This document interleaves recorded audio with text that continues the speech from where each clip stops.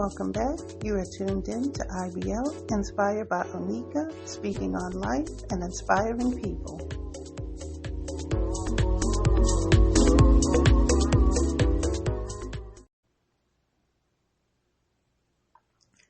Hey everybody, this is episode 40 and the title is Stress, the Silent Instigator.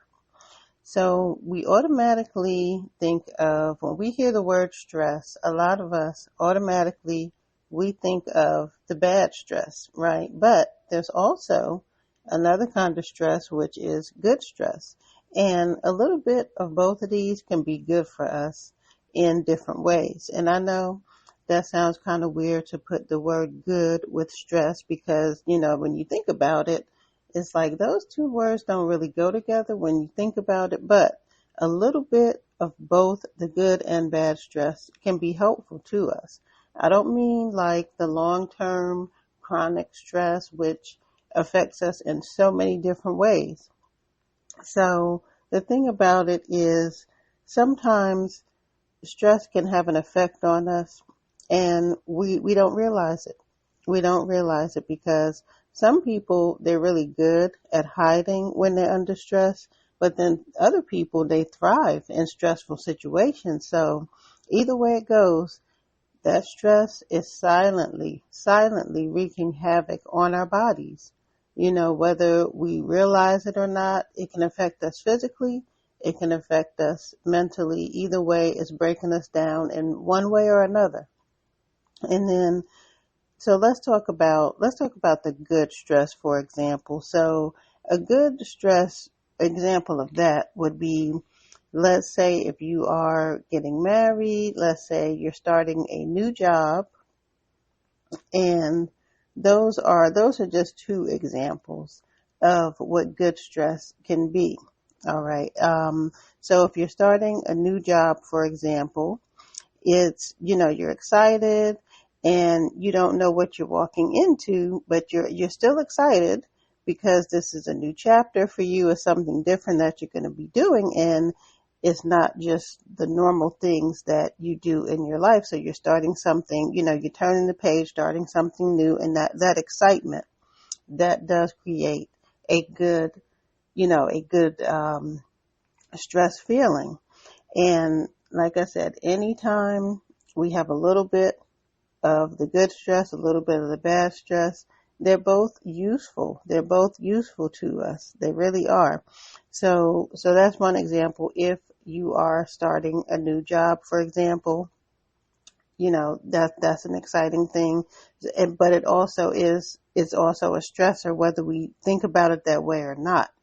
And also if you are, let's say, if you are doing a project at work and there's a deadline, so you want to do your best with that. So you're excited, you want to do your research, you want to gather everything together, you want it to be right because you want to make a good impression and you want to just make sure that you're presenting something that's of value. So that's another type of a good stress. And also, let's say if you are getting married, for example.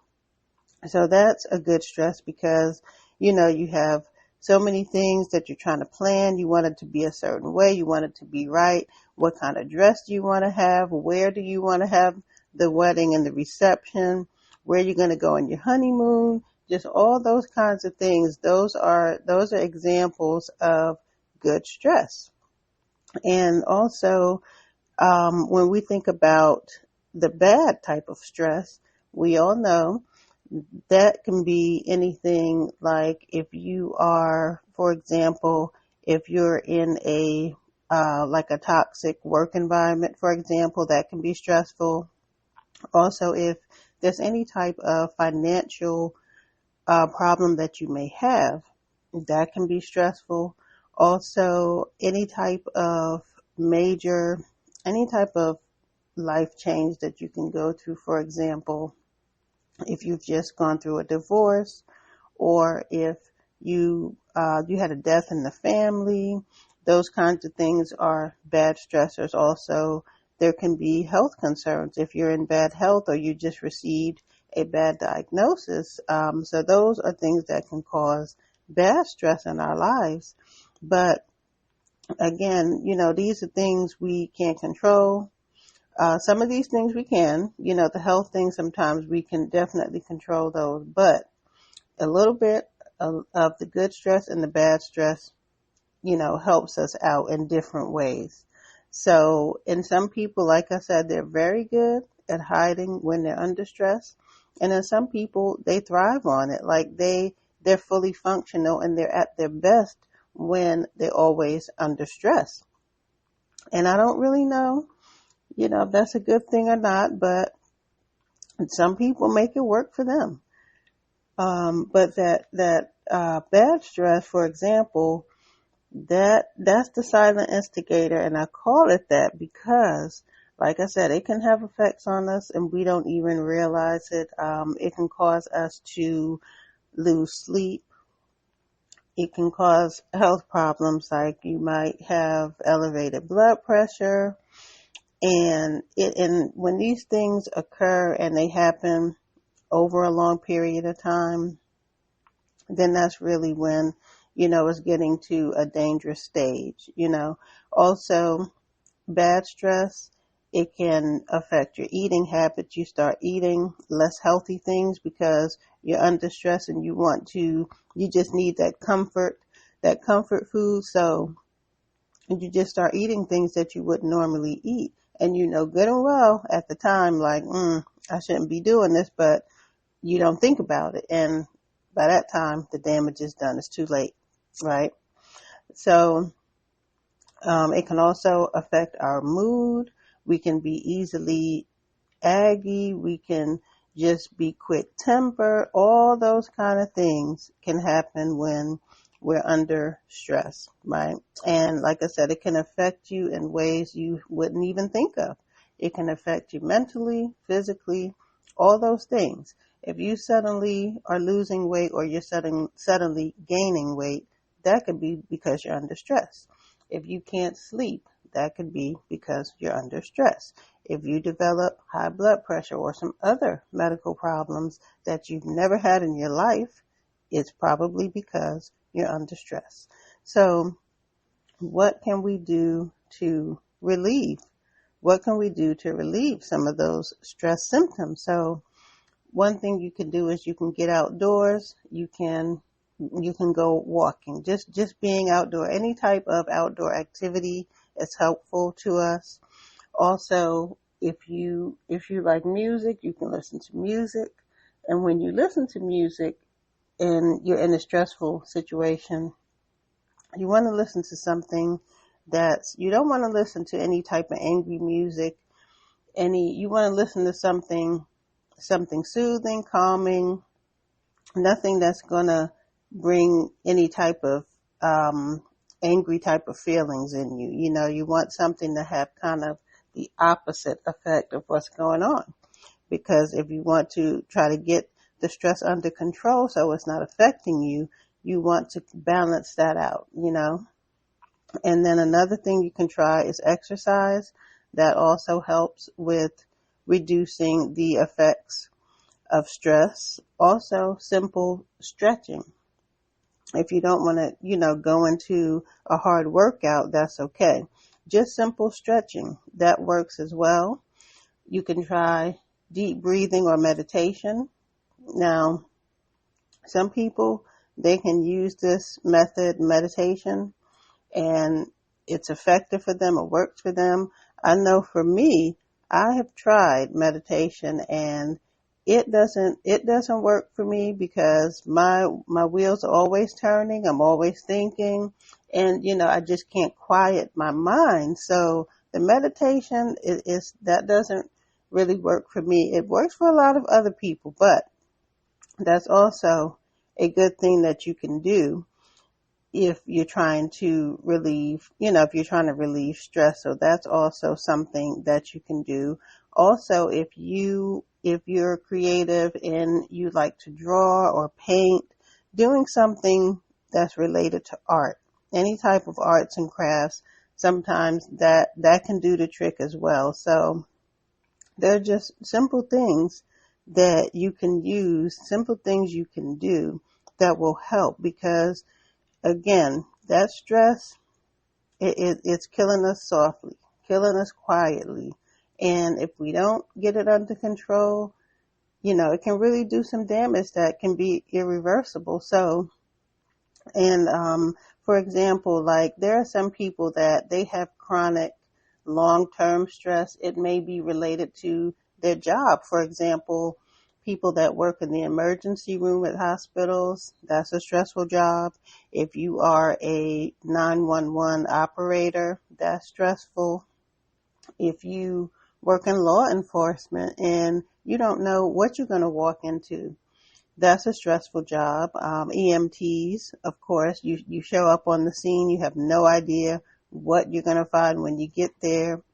Also, if you work in the stock market, for example, that can be stressful as well. So just, simply what you do every day for employment, that can be very stressful. And that's like a long-term kind of thing. So it's very important, if you are one of those people and you have that type of job, it's very important that you find some type of outlet and some type of way to reduce stress, because there's a lot going on in this world. And, it's very, very hard sometimes it's like we get caught up in it and we don't realize, like, okay, I've been doing this for so long and so many years that you just don't think about it. You don't realize how your body has changed, how your mind has changed. And you may suddenly be short-tempered with people. You're always agitated and things like that, but you have no idea why. Okay, so it's probably because you're under stress.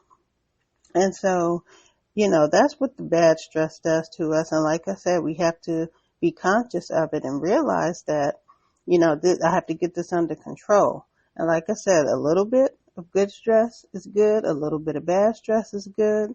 But we have to recognize it, okay? We have to be intentional and just pay attention to that. And now the good stress, the benefits that can have is that you feel a sense of accomplishment when certain things, you're able to do certain things, you're able to achieve certain goals. Even though it was stressful at the time, it was still exciting, but you feel a sense of accomplishment. Also, it's good for the brain. It is very good for our the cognitive part of our brain. It's very good for that. And also, it helps you, it helps you be more resilient, for example. And it helps you, first of all, it helps to keep you sharp. It helps you kind of push your limits, good stress. That's what it does for us. And it has other benefits as well. But again, we don't want to have too much stress of any kind. That's long term. That's the major thing about it. So, and also there are things in the world that are going on right now. Like there's just a lot, people. We just really have to be thankful every day. We just have to really not take things for granted, because there's just so much going on in this world. So there's been a shooting at Brown University. Also in Australia, the Jewish community there's been a lot going on there with killings and things. And also there have been women and girls that have been abducted. There's the airstrikes, the Syrian airstrikes. So there's been a lot going on in this world, just all over. And, life is short. We have to be thankful and grateful every day. And let's try to keep that stress under control, because like I said, it's a silent instigator. It affects us. We're not thinking about it. We don't realize it. But, we can actually, at least a good thing I can say is that with good stress, we can use it to our benefit, because it reminds us of things that we're good at, our strengths. It also helps you to have it gives you more of a positive outlook, or it helps you to have, a positive mindset. So anyway, that is the end of episode 40, and the title for today is Stress, the Silent Instigator. I want to thank you again for listening, and stay tuned for more episodes. Until next time, stay well, be blessed, and you can hear today's episode and all episodes on the Podbean app. You can hear it on YouTube, Amazon Music, Apple, and Spotify. So thank you again for listening.